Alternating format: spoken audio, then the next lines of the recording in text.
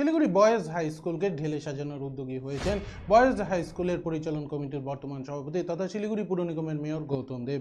বৃহস্পতিবার তারই অঙ্গ হিসেবে বিদ্যালয়ের একাধিক উন্নতিকরণের শুভ সূচনা করেন স্কুলের পরিচালন কমিটির বর্তমান সভাপতি গৌতম দেব। এদিন স্কুলের মঞ্চ থেকে শুরু করে মিড ডে মিল দেওয়ার জায়গা সহ স্কুলের একাধিক জায়গার শুভ সূচনা করা হয়। পাশাপাশি এই উন্নত মানের ক্ষেত্রে শহরের যারা যারা সহযোগিতার হাত বাড়িয়ে দিয়েছেন তাদের সম্মানিত করা হয় বিদ্যালয়ের তরফে।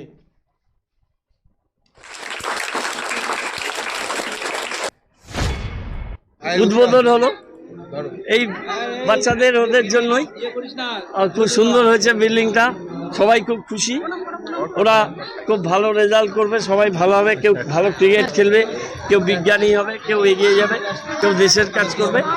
অল দি বেস্ট, সবাই ভালো থাকবে। অতিথিদের বরণ করে নেব।